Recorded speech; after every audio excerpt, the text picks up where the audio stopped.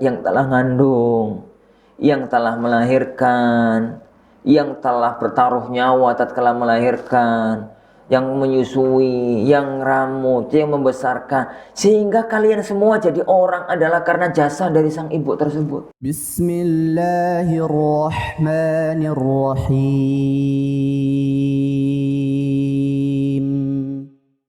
Ada pertanyaan masuk melalui line telepon kami, Ustadz. Assalamualaikum. Waalaikumsalam warahmatullahi wabarakatuh. Baik, Bapak. Dengan Bapak siapa? Dari mana, Bapak? Dengan Bapak Abu Umar di Semarang, Ustaz. Oh, baik, Bapak Abu Umar. Silakan, Bapak, pertanyaannya. Mau tanya, Ustaz. Monggo. Ini ada seorang nenek usia 70 tahun yang ditinggal mati oleh suaminya yang meninggalkan satu rumah. Kemudian anak-anak dari nenek tersebut ingin rumah tersebut segera dijual, dibagi ke seluruh ahli waris. Apakah boleh bagi nenek tersebut untuk melarang anak-anaknya menjual rumah tersebut sampai beliau meninggal? Kemudian bagaimanakah solusi agar nenek tersebut tetap memiliki tempat tinggal yang tetap? Ingat, sudah tua dan tidak memiliki pekerjaan atau pendapatan.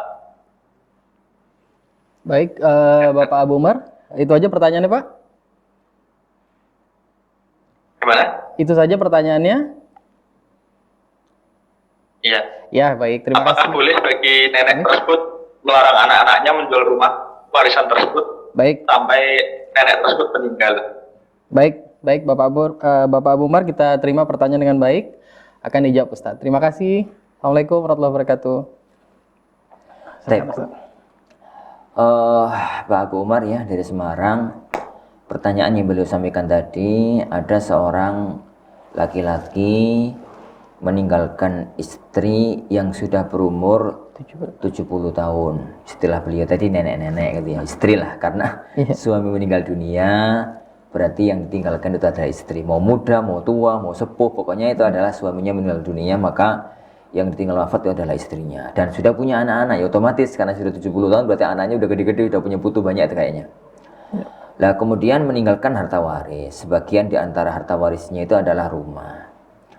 Kemudian anak-anaknya, anak-anak dari bapak yang meninggal dunia tersebut ingin untuk harta warisnya segera dibagi. Lah itu tidak berkenan pada hati sang ibu, pada hati sang istri yang merupakan ibu dari ahli waris yang lain. Kepinginnya nggak usah dibagi, kalau mau dibagi nunggu tatkala beliau sudah meninggal dunia, toh umurnya sekarang sudah 70 tahun gitu ya. Bagaimana statusnya?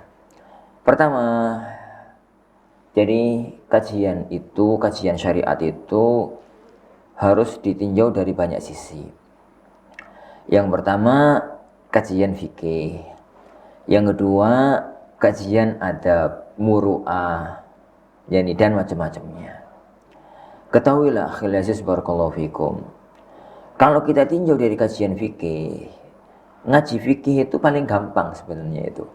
Karena hukumnya jelas, halal haram, boleh tidak, boleh apa tidak, iya apa tidak, tetap enak gitu. Jadi dalam dunia fikih, kalau ada orang meninggal dunia, meninggalkan harta waris. Kalau ada orang meninggal dunia, meninggalkan harta waris. Kemudian, jadi ahli waris yang ada itu sebagiannya pingin dibagi, sebagiannya gak kepingin untuk dibagi, maka warisan itu harus segera dibagi. Kenapa? Karena itu sudah bukan lagi hak dari mayit. Harta itu begitu ditinggalkan sudah merupakan hak semua ahli waris. Berarti menjadi mal mushtarak, harta yang dimiliki oleh ini banyak orang. Tatkala ada sebagian di antara mereka yang kepingin untuk mendapatkan haknya, maka dia harus diberi haknya. Dan tidak ada ulur dalam masalah ini. Jadi yang lain kalau mau tidak mendapatkan, itu urusan dia. Tapi ada yang kepingin untuk mendapatkan harus segera dihitung, dan yang kepingin itu diberikan haknya. Diberikan haknya tersebut. Itu dari sisi kajian fikihnya. Itu dari sisi kajian fikihnya. Sampai-sampai para sahabat sekalian, kalau dalam kasus itu yang ada kemungkinan yang sulit untuk dibagi dalam dunia fikih, dalam dunia faraid, itu adalah dalam dunia hamal. Apabila ada seorang meninggal dunia, meninggalkan istri yang hamil dan beberapa anak. Beberapa anak sudah lahir, kemudian meninggalkan istri yang hamil. Lah, tatkala itu kan berarti bapak yang meninggal dunia itu meninggalkan anak dua misalkan yang sudah lahir, meninggalkan istri dan meninggalkan anaknya masih dalam perut kandungan. Yang dalam kandungan itu nggak jelas. Nanti lahir hidup atau mati. Anggaplah hidup. Laki-laki atau perempuan. Anggaplah laki-laki atau perempuan, kembar atau tidak. Jika kembar laki-laki, perempuan, laki-laki atau perempuan. Itu nggak jelas semua. Tatkala itu berarti ada yang tidak jelas. Tapi kalau ada sebagian dari ahli waris yang kepingin untuk mendapatkan, tetap harus dibagi dengan perhitungan minimal. Jadi hak terkecil dari yang kemungkinan dia dapatkan. Baik, itu yang pertama. Yang kedua, tapi apabila semua ahli waris itu sepakat untuk warisan itu nggak dibagi dulu karena ada kemaslahatan tertentu, maka itu hak mereka. Itu hak mereka. Meskipun kalau tidak ada kemaslahatan tertentu, sebaiknya dibagi secara langsung. Tapi kalau ada maslahat tertentu, maka boleh ini untuk tidak dibagi lebih dahulu, ini untuk tidak dibagi terlebih dahulu. Bukan satu kewajiban untuk langsung dibagi. Jadi mereka itu boleh langsung bagi, sebaiknya langsung dibagi, kecuali kalau ada masalah tertentu yang menghalangi untuk dibagi langsung, maka tergantung masalah tersebut boleh untuk tidak dibagi, bahkan kadang-kadang dianjurkan untuk tidak dibagi terlebih dahulu. Ini dari kajian fikihnya. Sekarang kita masuk dalam kasus tadi.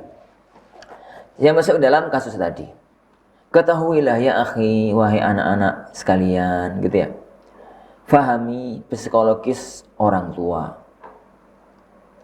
Jadi yang itu adalah ibu dari jenengan semua, yang telah ngandung, yang telah melahirkan, yang telah bertaruh nyawa tatkala melahirkan, yang menyusui, yang ramut, yang membesarkan, sehingga kalian semua jadi orang adalah karena jasa dari sang ibu tersebut.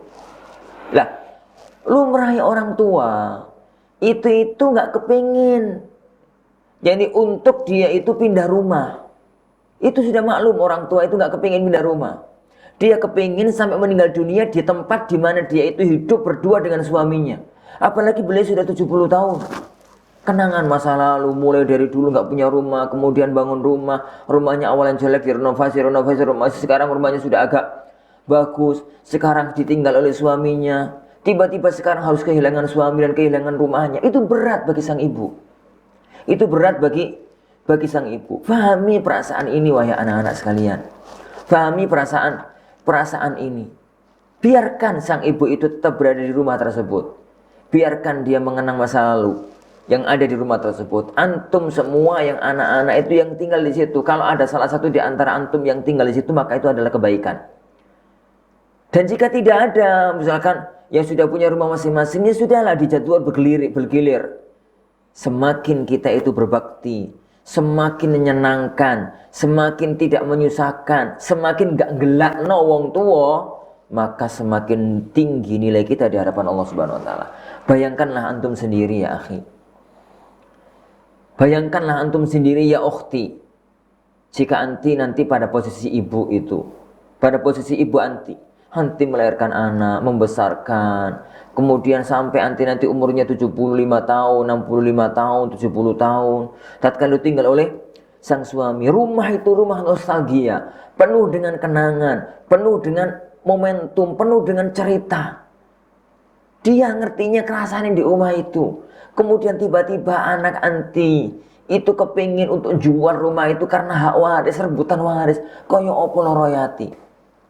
Semacam apa sakitnya hati. Semacam apa semacam itu.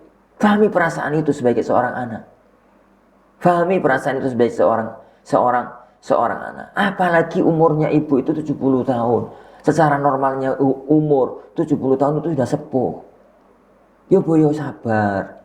Yo boyo itu jangan kesankan koyo kok anaknya itu gak pedulikan haknya ibu. Malah bapak wafat, yang direbutan itu adalah hartanya. Fahami ilmu perasaan yang semacam itu. Ibu itu butuh difahami perasaannya. Jangan bicara fikih saja. Jangan bicara fikih saja. Kalau bicara fikih kita bahas tadi. Tapi fahamilah bagaimana seorang ibu mempunyai perasaan. Yang berkaitan dengan rumah. Yang berkaitan dengan rumah tersebut. Sadari. Bayangkan Rasulullah mengajarkan kita itu untuk berpikir kebalikan. Andaikan aku jadi dia, dia jadi aku. Andaikan saya sekarang adalah posisi sang ibu dan aku mempunyai anak-anak semacam diriku, kira-kira apa yang akan aku rasakan? Ingat ya akhi, yani kita tidak bicara durhaka, tapi kita bicara tentang menjaga perasaan orang tua. Jangan sampai di usia sepuh semacam itu kemudian hatinya terluka gara-gara anak-anaknya yang rebusan harta waris yang tinggal wafat oleh orang tuanya, padahal yani ibu melarang hal tersebut. Wallahu a'lam bishawab.